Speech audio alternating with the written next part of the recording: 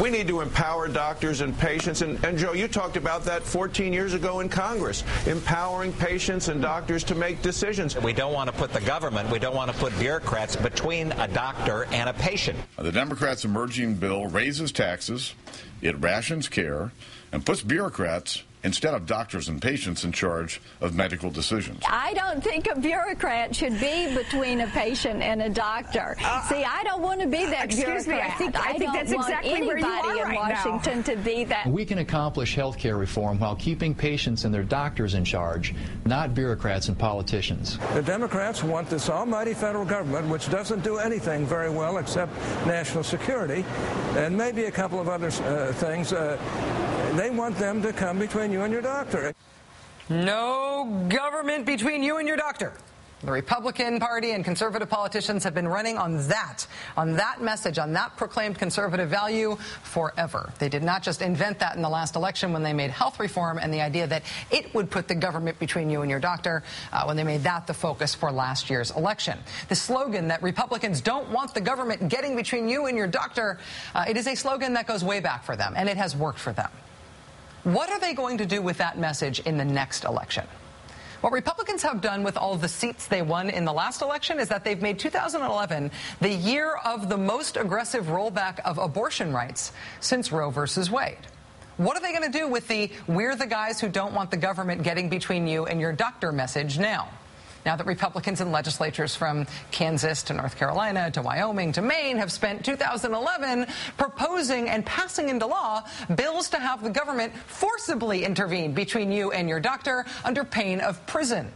Forcing your doctor at your doctor's appointment to read you non-medical government-mandated scripts. If you look at the law passed by Indiana this year, the script that state government is forcing doctors to read to you includes medically disputed information written by politicians.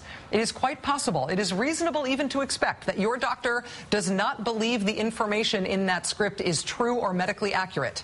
But the state government of Indiana will now force your doctor to read you this information while the legislature has crammed its way into your doctor's office with you anyway. We don't want to put the government, we don't want to put bureaucrats between a doctor and a patient.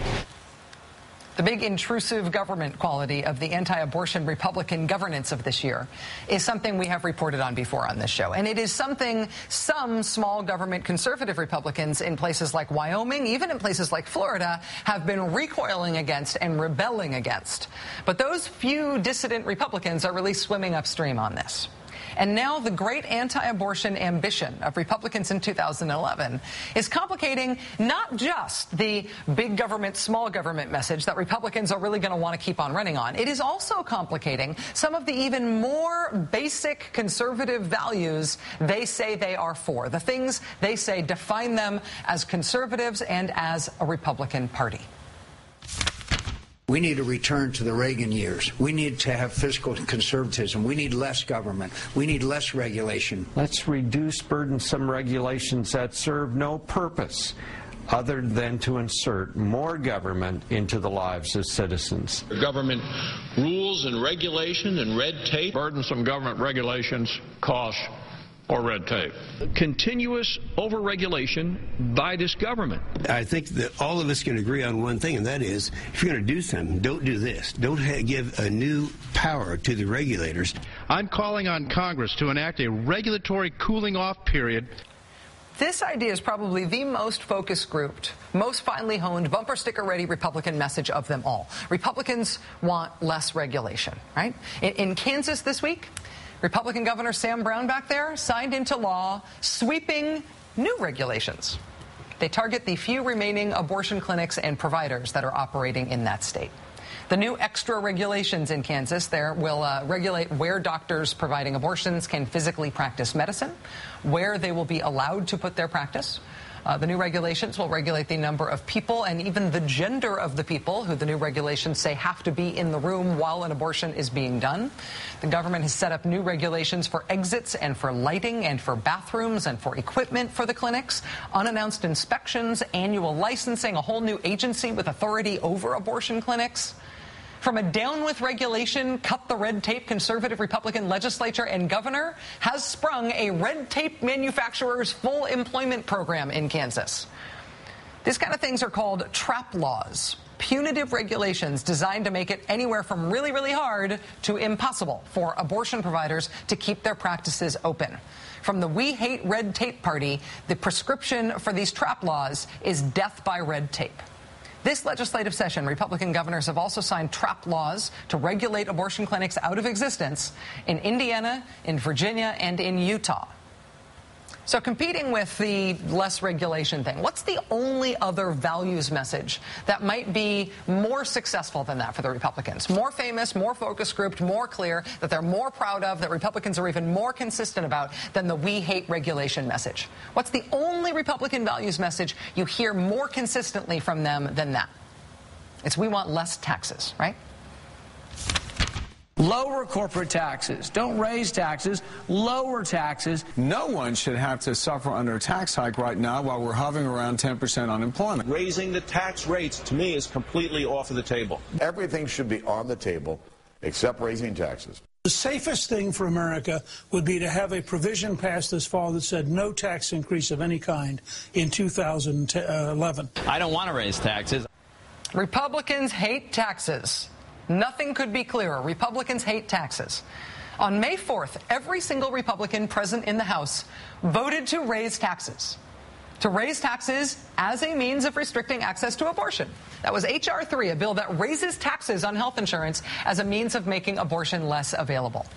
They want to restrict abortion rights so badly that in the great anti-abortion Republican overreach of 2011, they have defied and undercut and given lie to their own supposed value that they don't want to raise taxes. They have defied and undercut and given lie to their own supposed value that they want less regulation. They have defied and undercut and given lie to their own supposed value that they just want the government out of your doctor's office.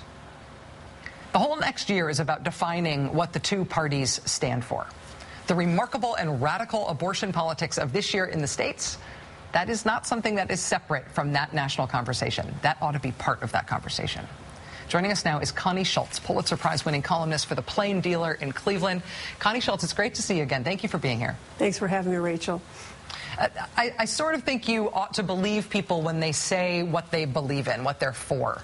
How do you square Republicans pursuing a more taxes, more regulation, government interference, and health care agenda on this one specific issue? Rachel, I think they're trying to raise money on the bodies of women across America. This is not what they campaigned on. I've spent a lot of time looking at the campaign sites of these people who have been now passing these bills with just reckless abandon. And they were all running, you might remember, it was all about jobs, jobs, jobs. Do you remember that last fall? Yeah. And none of the only jobs that are being created by this are going to be with all the lawyers that are going to be hired to have to go after these laws. It's interesting in Ohio. I've been in Columbus, Ohio, in the Capitol there watching some of this unfold. We have no fewer than 6, I think it's more than that at this point, bills pending about abortion. One of them is called the heartbeat bill. And even Ohio's right to life is not supporting it because they know it's not constitutionally defensible. But there we are. We're in a committee room. We're watching fetuses testify by ultrasound on a screen. And when the woman was rubbing the jelly, on the belly of the woman, and she was only 9 weeks pregnant, and they couldn't find a heartbeat, she made a joke at one point that if only they had the vaginal probe, then they could get it. And a bunch of the men on the committee started chuckling.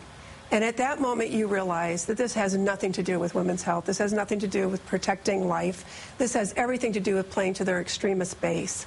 And I sat there while an attorney from Washington got up and said that some women who are raped want to have those babies because it is a triumph over their rapists. And I could hear women gasp in the audience, and some of them were tearing up. This is cruelty. This is an assault on women's rights. The same lawyer at one point said, if Romeo, I'm not kidding you, if Romeo had known that Juliet still had a heartbeat, Romeo would not have killed himself. And I wanted to look around the room and just ask for a show of hands. How many know this is fiction? How many know this was a play?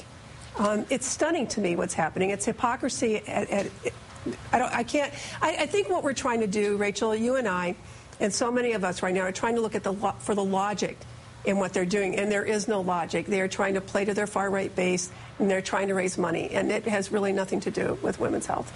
Connie, I have been talking about what's been going on in the states on abortion politics this year. We've been trying to document it in as many states as possible. What you're describing in Ohio is some of the most radical stuff that has been proposed anywhere. That heartbeat bill would essentially be an abortion ban at 5 weeks. So as soon as you realize you missed your first period, an abortion would be illegal if that bill was in effect in Ohio. But it's not popping at the national level. There's no, when you're here in Washington, when you're talking about national politics and what's going on and the difference between the parties, people really aren't, the decision makers and the opinion makers aren't really talking about this abortion radicalism as being nationally important. And from your post at the Plain Dealer in Cleveland, when you write about this stuff, are you able to get any insight into our national ability to have a discussion about this based on the response you get to your writing about it? Yeah, for the first time ever. I mean, I've been writing about abortion rights since I've been a columnist. I became a columnist in the fall of 2002.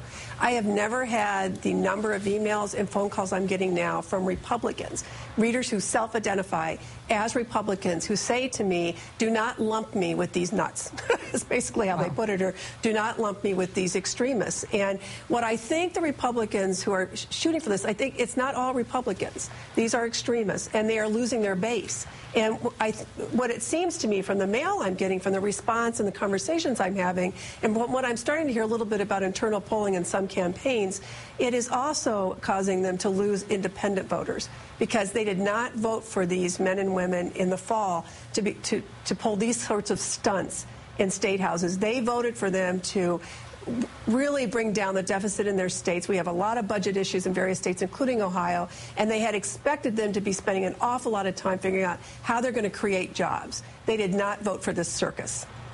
Connie Schultz, Pulitzer Prize-winning columnist for The Plain Dealer in Cleveland. Connie, thank you very much for your time tonight. I really appreciate having you here on the show. And thank you for spending all the time on this issue, Rachel. You're alone out there doing that for us, and I appreciate it. Well, thank you.